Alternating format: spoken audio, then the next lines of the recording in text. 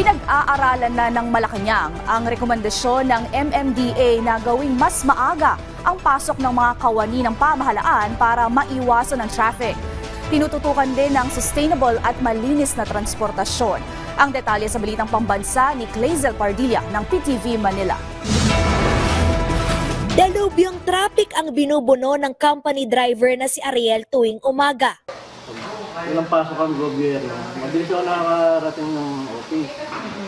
Parang 3:30, 4:15, 4:20 sa office na ako sa Cubao. Pero pagka may pasok, mula Monday, pag umalis ako sa bahay ng 3:30, alas 6, 6:30, 7, ganyan.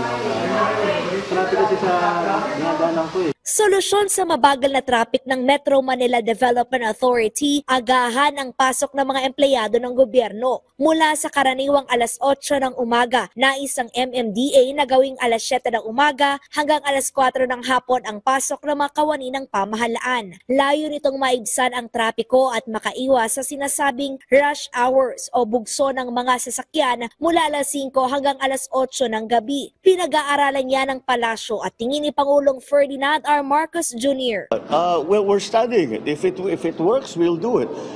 But we have to. It's not enough to talk to the traffic enforcers and the administrators of traffic that have made the suggestion. We also have to ask the commuting public kung practical para sa kanila.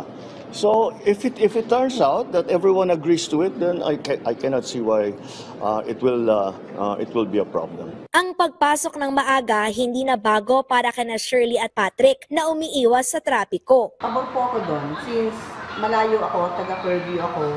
Wala pa akong masyadong nakakasabay sa pasukan. Hindi ako late sa work. Pag luto ka pa po ng hapunan nyo ng pamilya nyo, di ba? Ganun po. So may oras. May mas oras ka pa po sa pamilya. Pangamba naman ng ilang kawani ng gobyerno. Maagang gising, maagang kilos, maaga ka mag-aayos. Pag puyat, aantuin ka sa work, mawawala ka sa focus. Bukod sa trapiko, tinututukan ng pamahalaan ang sustainable at malinis na transportasyon. Hinikayat ni Pangulong Ferdinand R. Marcos Jr. ang Tesla na gumawa ng mga electric vehicles sa bansa kasabay ng paglipat ng Pilipinas sa e-vehicle. Gumagawaan niya ng hakbang ang pamahalaan para gawing investment hub ang bansa. Patunay ang pag-aalis ng excise tax sa mga baterya ng e-vehicle at inaugurasyon ng state-of-the-art facility sa paggawa ng mga e-vehicle batteries. Mula sa PTV Manila, Clazel Pardilla, Balitang Pambansa.